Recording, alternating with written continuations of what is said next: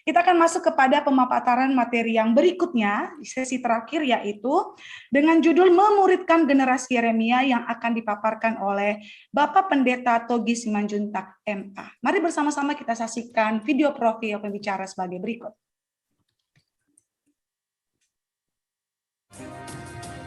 Pendeta Togi Simanjuntak, SSOS MA, menyelesaikan S1 dari FISIP jurusan Ilmu Komunikasi Universitas Sumatera Utara, Medan, dan S2 dalam bidang kepemimpinan Kristen di Institut Teologi Kalvari, Jakarta. Beliau menjabat sebagai Gembala GBI Bless Impact Generation dan Ketua Departemen Pemuridan Badan Pekerja Harian GBI. Oke, baik Bapak Ibu, sebelum kita masuk kepada pemaparan materi yang ketiga, saya mau ngajak supaya kita makin semangat. Boleh unmute lagi, kita mau ucapkan yel-yel kita ya. Generasi Yeremia, ayo bangkit. Oke Bapak Ibu. Ayo bangkit. Ayo bangkit. Ayo bangkit. Ayo bangkit. Kepada Bapak Pendeta Togi Simanjuntak MA, kami persilakan untuk sesi ketiga dengan judul Memuridkan Generasi Yeremia. Salam semuanya. Shalom. Baik, lambaikan tangan dulu ya, tanda mungkin suara saya bisa kedengaran ya. Puji Tuhan, hari yang menurut saya sangat momentum yang ditunggu untuk kita semua. Dimana hari ini kita sama-sama tentunya mendengar pemaparan lewat webinar Generasi Yeremia. Pertama-tama saya ucapkan tentunya terima kasih untuk sebuah katakan privilege untuk bisa saya memberikan sharing hari ini tentang pemuritan kepada seluruh sivitas akademi STB The Way, khususnya untuk pemimpin ya di STB The Way, Bapak Pendeta Dr. Andes Budi Sastradiputra MTH, juga kepada Bapak Pendeta Andes Nugroho, kepada para panitia yang sudah mempersiapkan acara ini dengan baik. Dan saya percaya hari ini kita akan bukan hanya dibekali pengetahuan, tapi kita mungkin menjadi sebuah katakanlah energi bagi kita untuk sama-sama melakukan kegerakan pemuritan. Baik, sebelumnya ini 10.35, saya berharap nanti 30 menit, tapi kalau enggak mungkin saya minta waktu 5 menit. Mari kita lihat satu video klip yang saya akan putar dulu. Ya.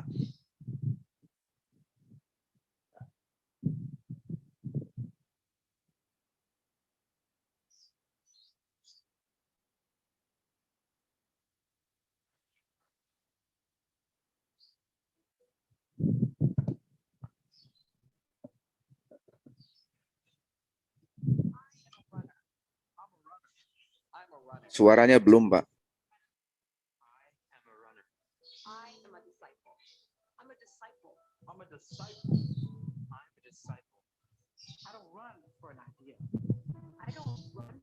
Suaranya masih belum, Pak. Oke, soalnya. Bentar ya.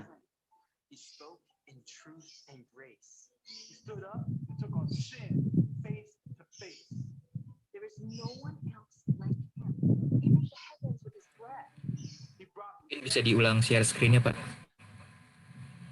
Boleh diulang? Share screen-nya diulang di chat.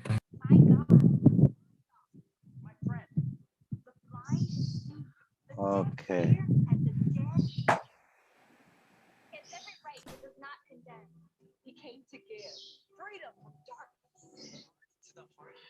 Kecil banget suaranya, Pak. Ada, tapi kecil banget. Boleh dibantu panitia? Pada saat share screen-nya di checklist share sound-nya, Pak. Jadi pas habis share screen, diklik share sound. Yang di sebelah kiri bawah. Setelah klik share screen, ada share sound.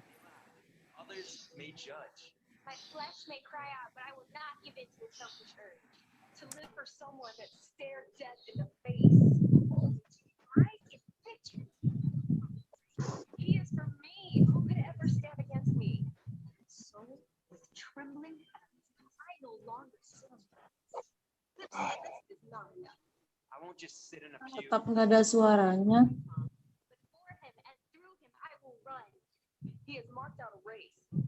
Ada suaranya Pak Guru. Ada kok saya. Share screen volume.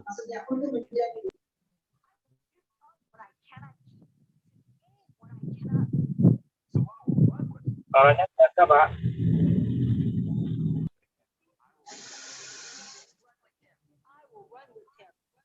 Suaranya belum. Share screen Oke. volumenya Pak Togi. Screen-nya udah 100% ya. Oke, nanti kita bagi aja videonya ke panitia. Saya udah volumenya udah 100%. Mari kita lihat. Nanti ada satu video lagi, mungkin bisa dibantu ya panitia ya, untuk volumenya. Tadi screen-nya udah 100%. Baik, coba lambaikan tangan dulu nih, apakah mendengar suara saya? Jelas, Pak. Jelas ya. Baik, mari kita lihat. Hari ini saya diberikan sebuah tema tentang memuridkan generasi Yeremia. Nah, saya bukan hanya ingin mengajar tentunya, saya ingin membagikan beban khususnya kepada para gembala dan juga para pemimpin youth yang hadir di sini, para pelayan Tuhan mungkin yang bergerak di pelayanan generasi. Nah, saya melihat anak saya Yeremia, ya ketika dia lahir saya tanya Tuhan, karena saya percaya kekuatan dalam pelayanan apapun, kekuatan keluarga itu Roh Kudus ya. Ini harus diingat, banyak orang sekarang mencari pola tentang kontekstual gereja. Bagi saya selamanya pola itu akan berubah. Kalau kita cara-cara dunia, pola pattern akan berubah. Dan di Alkitab sendiri, gereja pola patternnya nggak akan berubah. Yang pertama kuasa Roh Kudus ya, yaitu Pentakost, dan saya setuju sekali ada Pentakost. Ini jangan dipermasalahkan lagi, karena memang bahwa segala-galanya Roh Kudus ya, apapun itu Roh Kudus. Ya, saya berdoa untuk anak saya masuk kuliah ya Roh Kudus, bukan pakai otak, walaupun saya mungkin pelayanannya dari tahun 84, tapi starting without Holy Spirit ya. Nah ini ketika anak saya lahir, saya tanya namanya siapa? Ini banyak nama ya, Yosua, Moses, David dan segala macam. Tuhan ngomong, Roh Kudus ngomong, namakan dia Yeremia. Dan kenapa ya? Saya diberi suatu wisdom katakanlah sama Roh Kudus, karena dia itu dari kandungan bayinya itu udah panggilan. Nah, saya tidak membicarakan Seven Spheres di sini karena tahun 2000-an untuk pertama kali mungkin saya anak muda yang mendengar tentang pemaparan Seven Spheres di Malaysia. Waktu itu Louis Bush sebagai presiden World Transformation mengumpulkan para pemimpin, saya diutus oleh JDN. Nah, Seven Spheres itu yang akhirnya saya sharingkan ke Departemen Pemuda Anak Gereja Bethel Indonesia di kepemimpinan Pak Timotius Tan. Ya, tapi saya mau katakan bahwa panggilan itu spesifik. Roh Kudus memanggil setiap anak muda spesifik. Saya tidak berkata kepada anak saya nanti jadi pendeta, ya. Karena kenapa semua profesi itu hamba Tuhan. Yang membedakan adalah di mana kita ditempatkan. Yeremia ada sebuah panggilan menjadi nabi. Kita nggak tahu anak muda kita dipanggil sebagai apa. Saya punya teman, dia seorang chef ya, tapi sebelum dia memasak, dia berdoa dulu, minta Roh Kudus kasih wisdom. Lewat masakannya orang mau belajar dan bertobat. Ini paradigma yang mesti kita tahu dulu. Yeremia punya panggilan dan dia punya values. Tadi pembicara pertama, Pastor Dio udah mengungkapkan semua. Tapi valuesnya ada dua, dia punya integrity dan holiness. Kenapa? Karena pada zamannya kepemimpinan 5 raja, dia menjadi nabi di 5 raja dan 40 tahun. Dia menyampaikan pesan Tuhan tentang pertobatan karena penyembahan berhala bangsa Israel di kerajaan Yehuda di Yerusalem pada waktu itu menyembah dewa-dewa lain, menyembah Tuhan lain, berubah setia kepada Allah. Dan perhatikan, kalau dimanapun, di tribes manapun, tribes ya, suku bangsa manapun ada penyembahan berhala, di situ ada percabulan. Ya, dan Yeremia berkata bahwa ini harus ya mereka bertobat. Nah, Yeremia sebagai pembawa pesan Tuhan. Hari ini anak muda harus dibangkitkan gereja lokal, membawa pesan Tuhan. Dua ini, integrity dan holiness. Nah, 40 tahun dia di penjara, tadi Pastor Dio masuk sumur dan segala macam. 40 tahun ini nggak mudah. Hari ini saya katakan, maaf, anak muda hanya digembleng di dalam gereja, ya rohaninya, tapi saya nggak ngerti gigi dan kuat mentalnya. Banyak anak muda juga kelihatannya rohani, tapi hatinya kropos. Dan generasi Yeremia ini adalah generasi yang berbeda. Kenapa? Dia dikhususkan semenjak dari kandungannya. Artinya generasi yang memang dikhususkan untuk sebuah pertobatan bangsa. Saya tadi hanya di toilet, ya, merenung kepada Tuhan dan Roh Kudus kasih sebuah lagu doa untuk bangsa. Dan saya rekam di voice note saya. Ya, karena generasi yang berbeda, generasi yang mendengar willingness of God, kemauan Tuhan. Ya, generasi yang mau melakukan willingness of God, melakukan apa maunya Tuhan.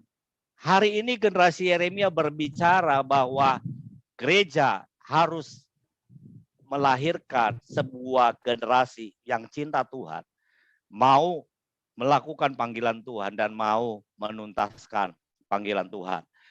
Tapi generasi ini yang sangat hari-hari ini memiliki challenge dan obstacles, tantangan dan rintangan. Mereka tidak memiliki tujuan hidup. Moto mereka, muda poya-poya, tua kaya raya, mati masuk surga. Ya, kita tahu bahwa tidak memiliki tujuan hidup, nilai hidup yang buruk, media salah satunya. Ya, saya juga mengerikan sekarang Instagram. Saya punya Instagram dan ketika Instagram meluncurkan yang namanya Reel, waduh, di situ juga ada banyak pornografi ternyata, ya. Nah, saya gimana dong? Ya udah, saya sebagai hamba Tuhan pun tentunya tiap hari kita diperhadapkan dengan konten-konten yang buruk. Ya, saya bisa mencegahnya, tapi apakah anak muda bisa mencegahnya? Baru aja kemarin itu ada anak-anak muda yang melawan polisi, bahkan polisi ditusuk, geng motor. Saat PPKM, ya, ini yang ditangkap ternyata remaja, 3 perempuan lagi, menendang polisi. Saya nggak tahu, yang saya lihat sih kayaknya, maaf kata ya, tribes yang Kristen ya, suku yang Kristen. Dan saya bilang inilah generasi, wajah generasi sekarang. Dan gereja mesti tahu, gereja jangan hanya mengumpulkan mereka, pemimpin jangan mengumpulkan mereka, tapi tahu nih challenge dan obstacle-nya. Lalu mereka mau mencari jati diri, mereka mau siapa dinilai, siapa mereka di hadapan orang lain, ya bukan di hadapan Tuhan. Jadi hari ini orang-orang yang maaf, mungkin menengah ke bawah, tapi mau tampil jati diri. Mereka memaksa untuk HP-nya, laptopnya bagus, pakainya bagus, padahal mamanya ya itu menengah ke bawah. Dan jadilah mereka menampilkan sesuatu yang apa kata orang, bukan apa kata Tuhan. Lalu broken home, saya ada di kegerakan Bapak Sepanjang Kehidupan. Saya tahu hari ini fatherless di rumah, ya, bahkan kita merilis Pokja Keluarga dan sekarang jadi pelayanan Departemen Keluarga.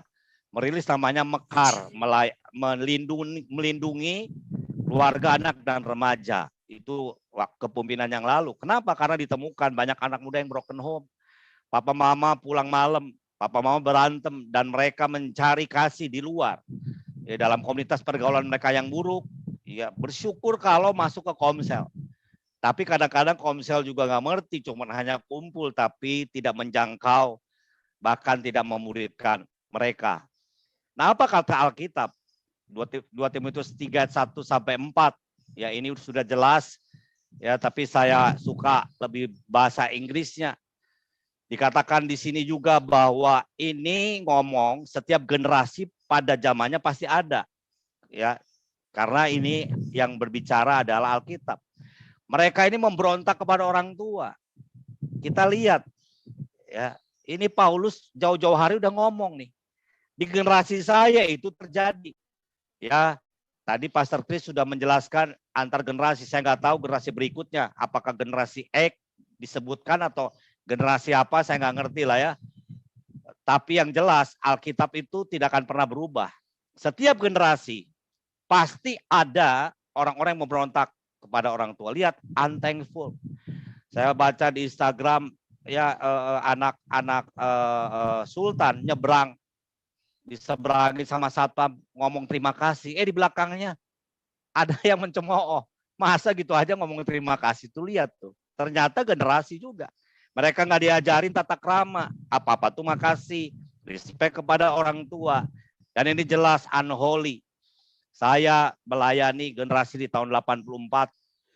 Saya masuk di dunia malam, saya bekas DJ ya. Saya tahu yang namanya apa itu narkoba, remang-remang dan segala macam. Memang setiap generasi Paulus sudah menubuatkan. Ada generasi yang hidupnya tidak kudus. Kita tahu sekarang 2 suami istri, saya sih merasa kasihan ya. Ini bukan soal perbincangan tentang politik. Saya merasa kasihan, anaknya masih kecil, suami istri ini public figure dan kena sabu karena pergaulan yang buruk. Coba bayangkan hari ini anak-anak muda bahwa mereka perlu mendengar pesan message kekudusan. Anak-anak muda harus tahu begini, bahwa tolong message di dalam gereja ya, itu jangan mengikuti standarnya. Lagi tren ini apa nih? Jangan. Saya melayani gereja sekarang, ini di YouTube ini lagi tren ini, si pembicara ini, jangan.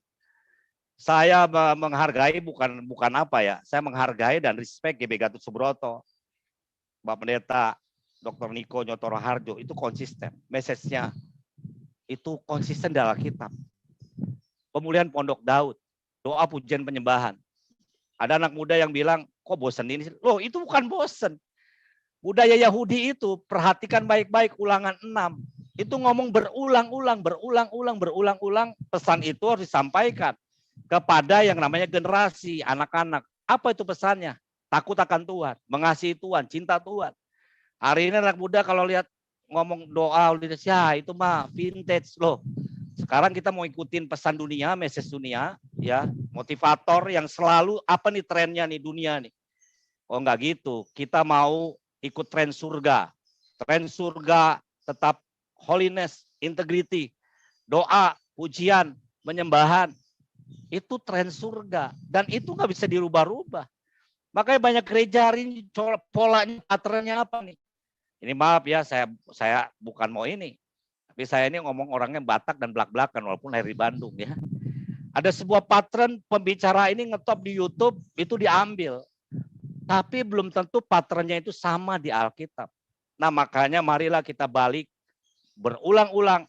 Pattern Alkitab adalah jemaat mula-mula, gereja pertama, kuasa Roh Kudus, ya di loteng. Jadi anak muda harus diajarin, without Holy Spirit, we are nothing. Bukan pernak-perniknya. Hari ini banyak orang meributkan pernak-pernik. LED harga yang berapa? Keyboard yang bagus harga berapa? Kasihan gereja di desa. Kalau hanya itu ukurannya. Menurut saya ukuran pola pattern gereja tetaplah yang namanya Roh Kudus. Roh Kudus harus dibawa di mimbar. Hadirat Tuhan, pengurapan, Roh Kudus menginsapkan dosa. Ya, lalu ketika Pentakosta terjadi kita lihat follow up-nya yang namanya pemuritan. Kuasa Roh Kudus di hari Pentakosta itu melakukan yang namanya first yang namanya amanat agung. Pertama kali ya amanat agung itu diberitakan oleh Petrus dan murid-murid. Tapi lihat follow up-nya di Kisah Para Rasul yang namanya pemuritan. Nah, makanya anak muda harus, generasi Yeremia ini, gereja lokal harus memuridkan mereka. Mereka bukan hanya disajikan dengan pertunjukan dan fashion show yang luar biasa. Saya gereja kecil sih, ya baru merintis 4 tahun. Tapi saya tahu mengawali gereja, saya banyak katakanlah digembleng sama Roh Kudus, bahwa segala sesuatunya tanpa Roh Kudus is nothing. Semuanya hanya kepalsuan. Semuanya hanya pertunjukan performa. Itu sebabnya dalam mentoring, discipleship, anak-anak muda itu harus memiliki katakanlah sebuah pendekatan. Pemuritan Paulus kepada Timotius. Paulus mengasihi Timotius. Anak muda harus dikasihi. Tadi mereka punya problem yang luar biasa. Ya, challenge dan obstacle. Lalu kita menjadi bapak rohani. Ya, ada yang tanya, Pak, kok nggak di ibu rohani? Ya doa juga ya, Yesus ngajarin. Doa Bapa kami, bukan doa ibu kami. Maksudnya kita menjadi spiritual. Ya, bukan ngomong bapak rohaninya nih, tapi hati Bapak surgawi ada di kita. Ini nggak ngomong gender nih. Yang mau perempuan juga hati Bapak ada di kita, berbelas kasihan kepada nasib mereka. Membawa dalam doa. Paulus sering mendoakan Timotius, lalu mengerti tantangan hidup mereka yang tadi. Dan kita respect, menghargai. Jangan seperti Saul ya, dan orang-orang Israel, abang-abangnya Daud, ya bau kencur lu ingusan, mau lawan Goliat.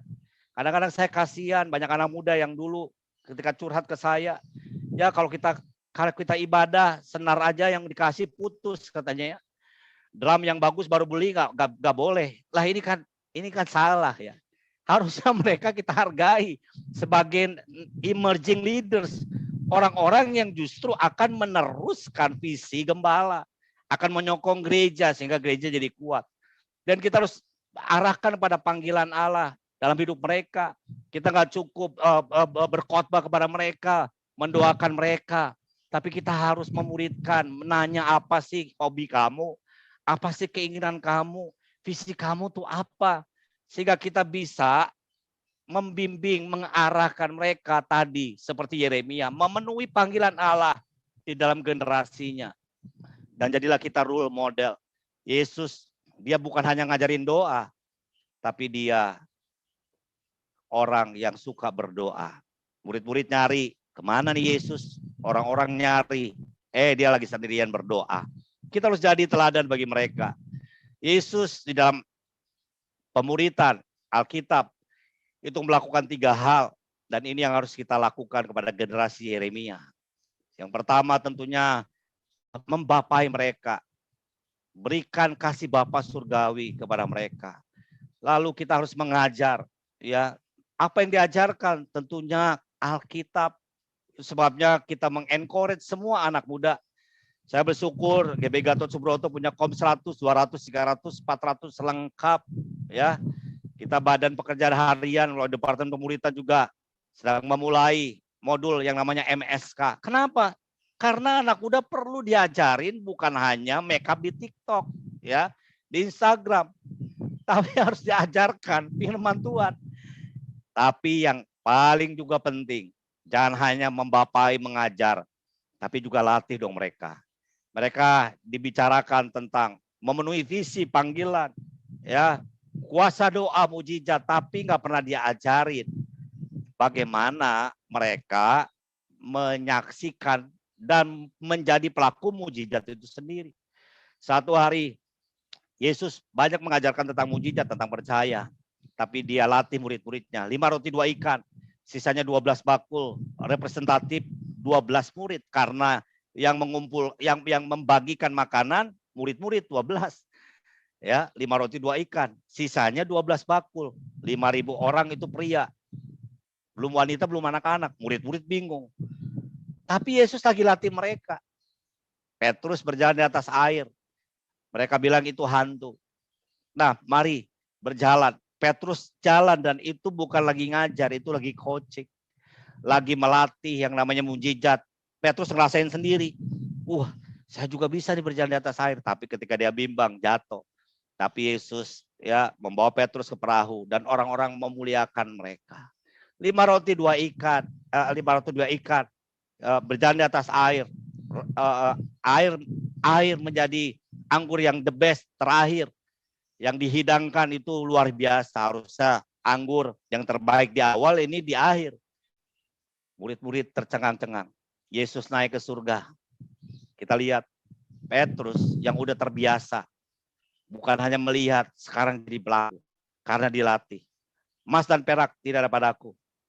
Ya, orang lumpuh di depan bait Allah. Bangkit dan berjalanan demi nama Yesus.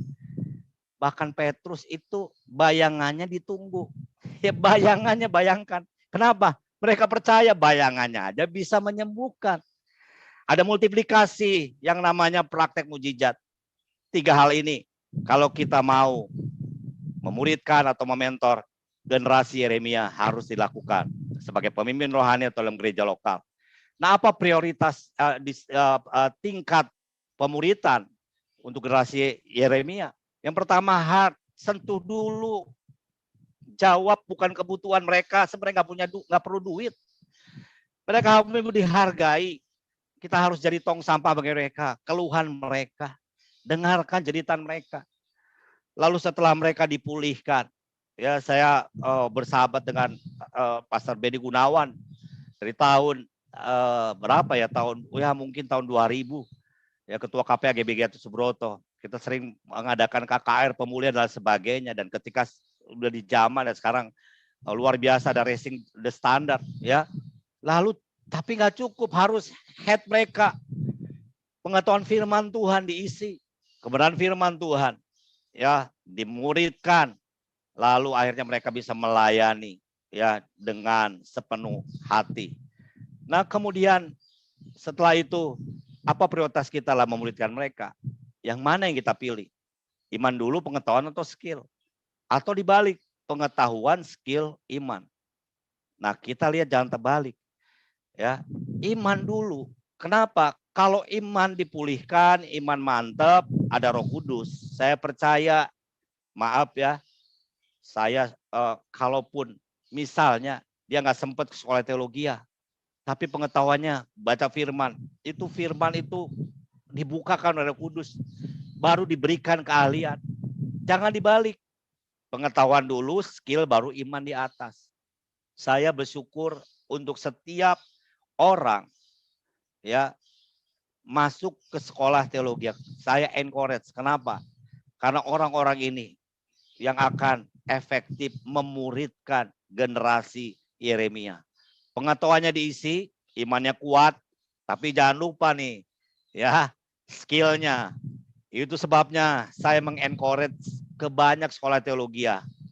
Ya, kalau diluluskan S1 itu minimal sebelum lulus dia punya 3 menti nggak orang yang dimuridkan. Karena kenapa? Ya namanya lulusan sekolah teologi harus jadi minimal pelayan Tuhan, jadi hamba Tuhan, walaupun dia pebisnis, walaupun dia punya perusahaan, manajer, ya, di sebuah perusahaan dan sebagainya. Jangan setelah lulus sekolah teologi ya karena nggak pernah memuridkan, dia nggak mau melayani. Maaf nih, saya pernah ketemu lulusan sekolah teologi menjadi supir Grab, ya, penjual pulsa, penjual asuransi. Saya bilang, loh, kamu ngapain? Kalau gitu jadi STH. Nah, kenapa? Karena tidak di-charge dari awal, tidak diberikan pandangan tentang pemuritan. Itu sebabnya gereja, saya motivasi para pemimpin. Gereja jangan hanya jadi tempat pujian penyembahan, tempat beribadah, worship center. Tapi gereja harus menjadi transformation center. Orang-orang dilatih, anak muda. Ya, ketika kita ngomong misi, kita ngomongnya, waduh, ladang misi itu suku-suku terabaikan. Betul, saya setuju. Tapi ketika kita ngomong pelayanan generasi muda, ada di sekolah, di kampus, di mall, ya, ada di mana-mana. Mereka bukan hanya harus dimuridkan tentunya lewat pembapaan rohani, hanya dikhotbahkan, ya, hanya masuk komsel, tapi mereka harus dilatih. Saya sering berbicara bahwa gereja harus tempat menjadi transformation center. Hatinya dipulihkan, tapi skillnya itu ditajamkan.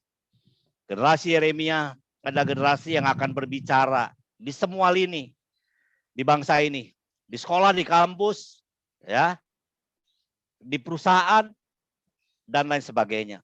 Bayangkan kalau generasi ini satu ketika berbicara, imannya luar biasa tentang Kristus, mengalahkan Roh Kudus, tapi skillnya, mereka bisa katakanlah 5 bahasa, ya, mereka ahli-ahli di bidangnya, seperti Daniel masuk direkrut oleh Raja Nebukadnezar karena dia banyak mengetahui berbagai ilmu dan pengetahuan.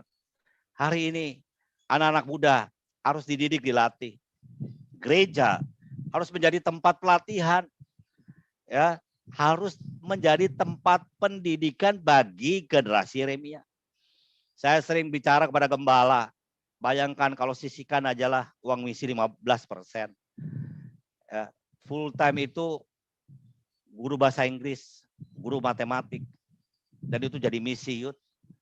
Ya, ada satu gereja namanya Cornerstone. Ketika saya belajar ke sana selama 1 minggu, Cornerstone ini di Singapura, gembalanya itu satu angkatan dengan Pastor Konghi di City Harvest, dari gereja Anglikan keluar, dan mereka ini luar biasa. Satu gereja, katakanlah kalau di Jakarta itu daerah Mangga Besar ya, di Tanjung Katong, itu tempat karaoke, tempat prostitusi, ya itu diubahkan menjadi tempat transformation center. Disitulah Reinhard Bonnke, namanya Finance Fund, Christ for All Nation untuk Asia berkantor. Dan yang luar biasanya, mereka bukan hanya punya menara doa, mereka punya youth center, mereka punya Alkitab khusus untuk youth. Bayangkan ketika mereka ke situ mau misalnya mau exam ya, mau masuk kampus, ya, jadi nggak usah cari lagi ngelesnya. Ada guru-guru yang disediakan oleh gereja, dilesin gratis untuk masuk perguruan tinggi. Begitu juga kalau anak-anak SMA mau exam terakhir.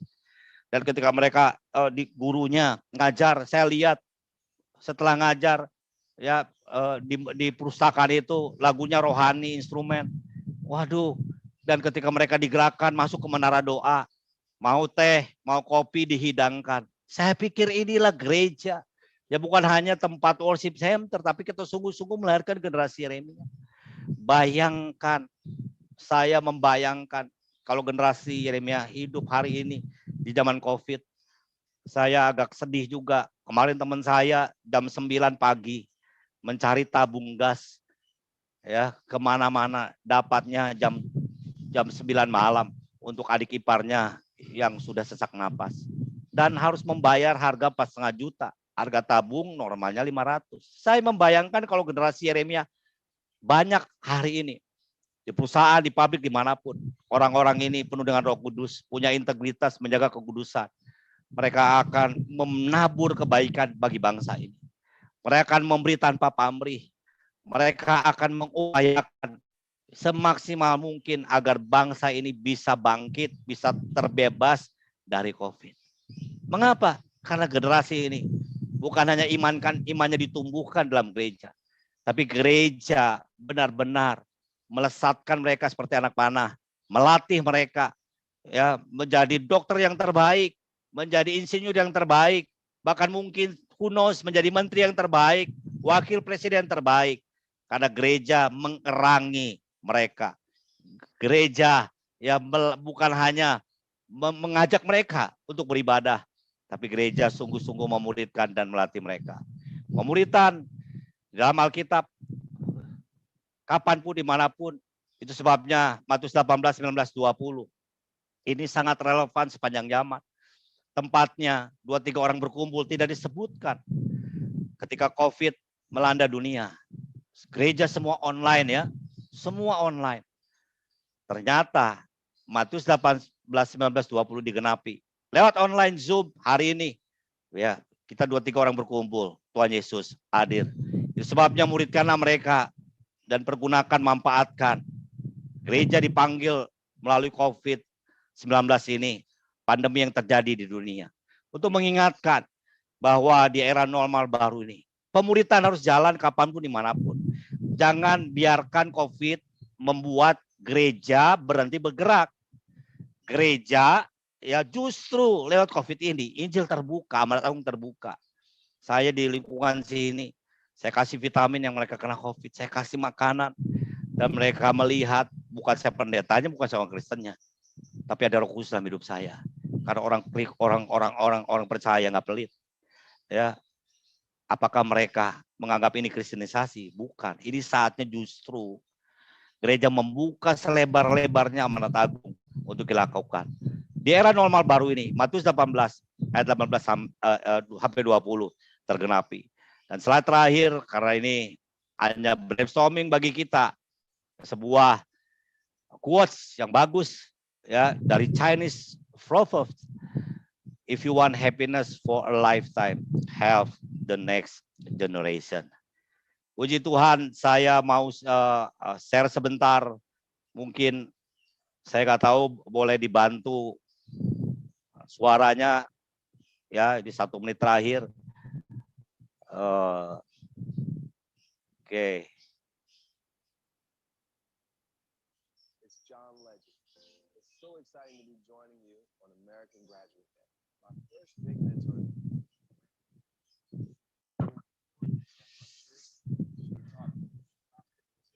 And a lot of the reason why I play the way I play now, perform the way I perform now, is because of her influence. And then after I graduated from college, Videonya belum ter-share, Pak. Kanye West, he signed me to his record company, and he took me on tour with him and helped me really learn about the music business through seeing his ascension as a solo artist. I wouldn't be where I am today. You wouldn't know who I was probably without the help of Kanye West. How's everybody? I'm good. I think it's important for young people to have mentors. I think it's important for you to see each other. And we feel like the way we teach and the way we learn should continue to evolve as well. We wanted to create an environment where teachers could collaborate with each other and learn from each other. And if someone's doing something that's really innovative and interesting, but they're not the only ones doing it, that other teachers can learn from that and spread the message to their students all around the country. Become an American Graduate Champion. Be a mentor. Be a mentor like my grandmother, Elmira Lloyd. Be a mentor like Kanye West was to me. Be a mentor. Help somebody else. Baik, saya pikir presentasi saya cukup sekian. Nah, itu nanti videonya bisa dilihat ya. John Legend, dia menceritakan bahwa dia dimentor oleh neneknya. Bahkan 2015 sebelum COVID ya, dia sudah mendirikan akademi musik itu lewat pementoran online. 2015. Kita gereja online baru ya katakanlah tahun lalu ya. John Legend dan juga kita tahu Justin Bieber ya dimentor sama Usher. Nah, mari kita jangan kalah ya sama orang-orang sekuler. Orang sekuler aja mementor udah online dari 2015 ya. Mengadakan coaching, pelatihan. Puji Tuhan, saya serahkan kepada panitia. Tuhan berkati. Baik, Bapak Ibu Saudara yang dikasih Tuhan, berapa banyak yang telah diberkati dengan 3 sesi oleh pembicara-pembicara kita hari ini. Boleh angkat tangannya, boleh lambaikan tangannya, puji Tuhan. Saya sendiri, saudara, tergolong sebetulnya usia baby boomers, tapi hati saya kok rasanya seperti generasi alpha, saudara. Ya begitu menyala-nyala, karena mendengar 3 sesi ini, juga sampai yang terakhir itu rasanya, wah ini Tuhan ada begitu luar biasa, ada satu beban yang Tuhan taruhkan pasti kepada kita semua untuk menangkap pesan Tuhan. Nah, di tengah-tengah kita hari ini kita bersyukur ada pembina daripada STTB The Way, yaitu Bapak Pendeta Dr. Insinyur Niko Nyotora Harjo.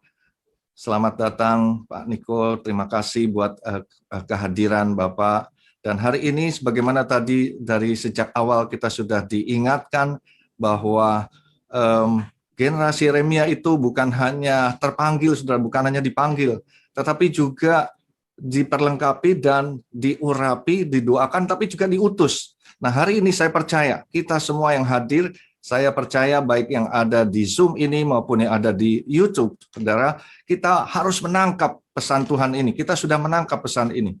Tapi kita mau juga mendapatkan impartasi, ya, pengurapan dari pembina dari STTB The Way, Bapak Pendeta Dr. Insinyur Niko Nyotora Harjo, yang betul-betul juga memiliki hati yang luar biasa mengenai generasi Yeremia ini, ya, sehingga dalam butir Pentakosta ketiga yang kami selalu dengungkan setiap hari di Azusa Street Prayer Tower dan juga di setiap hari Minggu ibadah raya, generasi Yeremia itu adalah anak-anak muda yang dipenuhi dengan Roh Kudus, cinta mati-matian kepada Tuhan Yesus, tidak kompromi terhadap dosa dan akan bergerak untuk memenangkan jiwa. Hari ini biarlah Nanti Pak Niko akan menyampaikan juga pesan-pesan dan setelah itu akan mengimpartasikan doa dan juga pengutusan buat kita semua. Berapa banyak yang siap, saudara? Haleluya, kita menyiapkan hati. Saya perkenankan Pak Niko, waktu dan tempat. Shalom semuanya. Shalom. Apakah saya berhadapan dengan generasi Yeremia hari ini? Berapa persen dari yang umurnya di bawah 30 tahun? Oh, saya nggak bisa lihat sih. Pertanyaan saya nanti biar panitia yang jawab. Saya sangat diberkati Pak Togi. Yang saya lihat mulai tadi saya setengah jam bersama Pak Togi, wah luar biasa. Itu sangat memberkati mengenai soal pemuritan untuk generasi Yeremia ini. Nah, saya percaya semua diberkati dengan 3 sesi ini. Yang diberkati katakan amin. Dan saya percaya sudah sekarang menangkap. Dan saya percaya pengurapan yang akan Tuhan berikan, itu akan mengajar kepada saudara. Apa yang akan Tuhan berikan? Apa yang harus kita lakukan? Pengurapan itu akan berbicara. Namun sebelum itu ada sesuatu yang Tuhan taruh dalam hati saya. Saya akan memperkatakan ini. Jadi pada waktu Tuhan Yesus ditanya oleh murid-muridnya, Tuhan, apa tanda kedatanganmu dan tanda kesudahan dunia ini? Salah satunya Tuhan menjawab, memang ada sampar dan sebagainya, tapi yang Tuhan jawab itu dari Matius 24 ayat 14. Dan Injil kerajaan ini akan diberitakan di seluruh dunia menjadi kesaksian bagi semua bangsa. Baru setelah itu tiba kesudahannya. Saudara percaya Tuhan Yesus pasti datang? Kita harus percaya. Karena itu, karena Tuhan Yesus pasti datang, maka dia memberikan perintah kepada kita untuk yang dikatakan amanat agung Tuhan Yesus. Karena itu pergilah. Jadikan semua bangsa itu muridku. Baptis mereka dalam nama Bapa, Anak, dan Roh Kudus, dan ajar mereka melakukan segala sesuatu seperti yang telah kuperintahkan kepadamu. Dan ketahuilah, aku menyertai kamu senantiasa sampai kepada akhir zaman. Itu adalah amanat agung Tuhan Yesus. Dan sekali lagi, amanat agung Tuhan Yesus tidak mungkin bisa kita lakukan. Kita harus diberikan kuasa Roh Kudus untuk melakukan itu. Dan hari-hari ini, Tuhan memberikan kepada kita pencurahan Roh Kudus yang luar biasa untuk zaman ini, yang Tuhan sebutkan dengan Pentakosta ketiga. Dan saya percaya dengan Pentakosta ketiga, amanat agung Tuhan Yesus akan selesai. Nah, saya tuh diingatkan tahun 2017 itu ada sebuah sejarah, saya katakan. Karena di Swiss waktu itu berkumpul denominasi dari mainstream Protestan, dari evangelical, dari Injili, dari Pentakosta, baik Katolik. Mereka sedang berkumpul 25 orang untuk membicarakan bagaimana untuk mengatasi perpecahan yang selama ini terjadi di antara umat Kristiani. Dan itu luar biasa. Saya percaya ini mungkin pertama kalinya yang terjadi di akhir ini. Itu mengeluarkan suatu keputusan yang luar biasa buat saya. Akhirnya dicapai satu kesepakatan bahwa akan mengadakan misi bersama-sama. Dalam misi itu, saya percaya itu termasuk amanat agung. Saudara, camkan baik-baik. Amanat agung Tuhan Yesus itu tidak akan selesai kalau tidak unity. Ini semua pekerjaan semua bersama-sama. Jadi dari istilahnya gereja yang tadinya mementingkan firman, gereja yang mementingkan Roh Kudus, mereka harus bersatu sekarang untuk amanat agung, menyelesaikan amanat agung. Jadi bagi saya setelah tahun 2017, amanat agung, menyelesaikan amanat agung itu bukan sekedar wacana. Tapi itu sedang terjadi. Dan yang luar biasa itu Indonesia. Indonesia ini meresponi tahun 2018. Kalau itu 2017, 2018 Indonesia meresponi. Jadi pertemuan itu dibawa ke Indonesia, di Brastagi, Sumatera Utara. Membicarakan hal yang sama. Semua berkumpul. Dan istilahnya menghasilkan keputusan yang sama. Akan melakukan misi bersama-sama. Wow, itu luar biasa buat saya. Termasuk amanat agung. Nah, tahun 2020 awal, ini masih diteruskan. Ini Indonesia. Indonesia ini luar biasa. Tuhan memberikan suatu kemurahan privilege untuk Indonesia yang nggak main-main. Tahun 2020 awal, itu berkumpul kembali. Termasuk saya ada di situ. Dan sekarang tujuannya kita berkumpul, bagaimana membentuk konkretnya untuk menyelesaikan amanat agung. Tadi kalau itu tadi kan wacana harus begini, misi. Tapi ini minta bentuk konkretnya. Satu-satu bicara.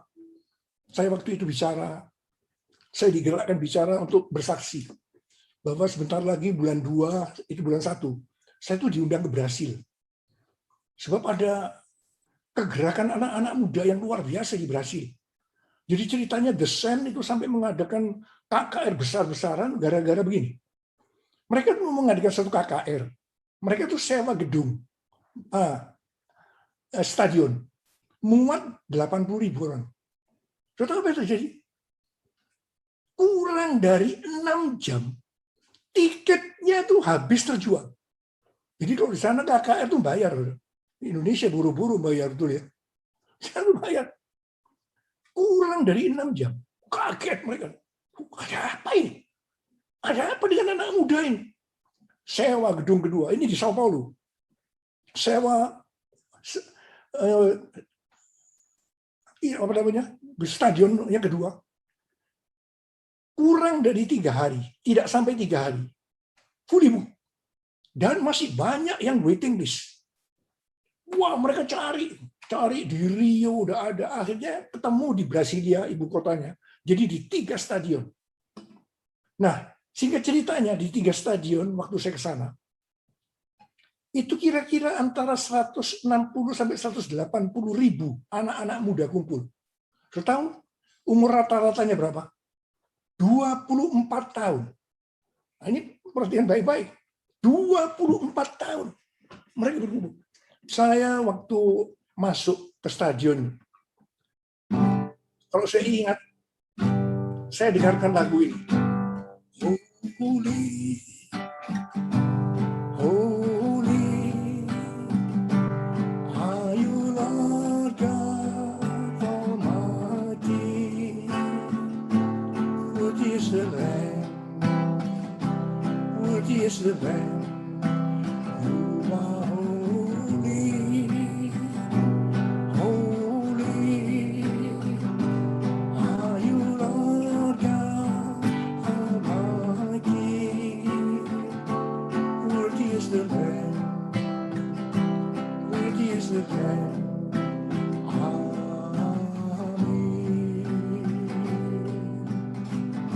saya itu menuju stadion. Saya dari jauh mendengar lagu ini. Saya nangis. Belum masuk di stadion. Saya lagi jalan ke sana. Saya dengarkan lagu ini. Itu di salah satu stadion. Saya nangis. Ketika saya mendengarkan anak-anak dengan rata-rata umur 24 tahun. Ini ada apa?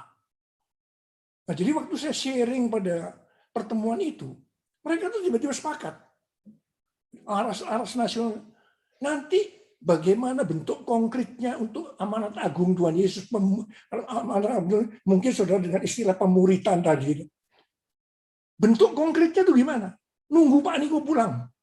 Oke, saya bilang. Kita doa dulu. Doa puasa. Oke. Saya berangkat. Terjadilah seperti tadi. Tanggal 8 Februari. Selama 12 jam. Dari jam 10 pagi sampai 10 malam. Non-stop. Pujian, penyembahan, firman terus. Begitu mereka diam. Waduh, gak peduli panas-panas matahari saya lihat. Gak peduli. Terus mereka. Pertanyaan ini ada apa? Ada apa? Ini yang saya harus bawa ke Indonesia. Ini ada apa? Akhirnya saya bertemu dengan para pemimpin. Dari pemimpin dari generasi Yeremia kumpul ketemu saya. Saya sharing soal Indonesia juga, sharing soal Pentakosta ketiga. Pada waktu itu saya berbicara tentang Pentakosta ketiga. Akhirnya didapatkan satu pengertian. bahwa amanat agung Tuhan Yesus ke depan ini akan dimotori oleh anak-anak muda yang kita sebutkan generasi Yeremia. Dan yang memimpin, ini luar biasa, itu Brasil dan Indonesia. Saudara jangan heran, kalau Brasil hari-hari ini harus mengalami nomor 1 infeksi harian COVID-19, Indonesia juga menyusul, jangan heran.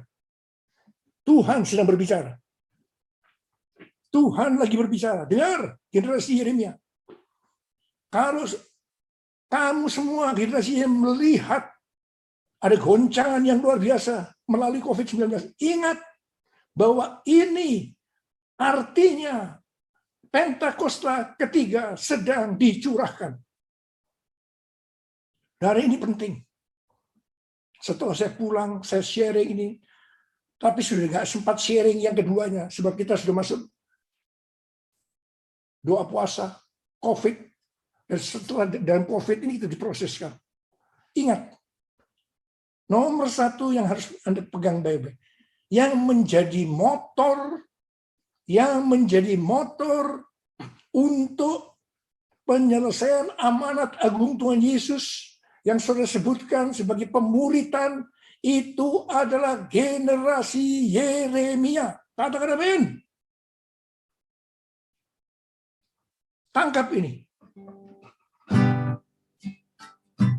Curahkanlah kuasa-Mu Tuhan, mujizat terjadi di tempat ini. Curahkanlah kuasa-Mu Tuhan, mujizat terjadi sekarang ini. Curahkanlah kuasa-Mu Tuhan, mujizat terjadi di tempat ini. Curahkanlah kuasa-Mu Tuhan, mujizat terjadi sekarang ini. Mari angkat tangan saudara.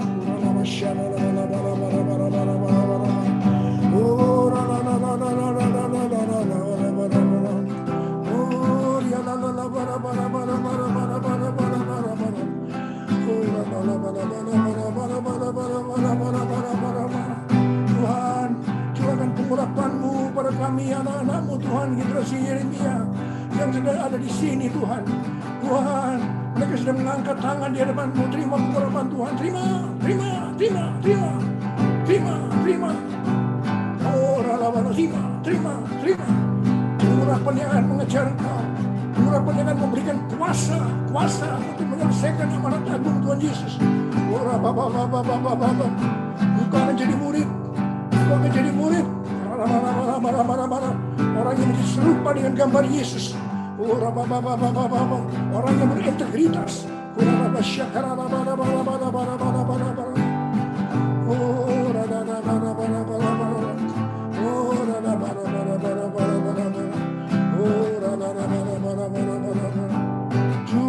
Curahkanlah kuasa-Mu Tuhan, mujizat terjadi di tempat ini.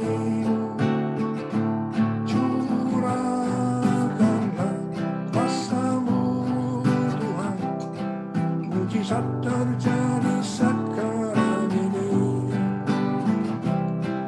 Mujizat terjadi sekarang ini. Mujizat terjadi sekarang ini.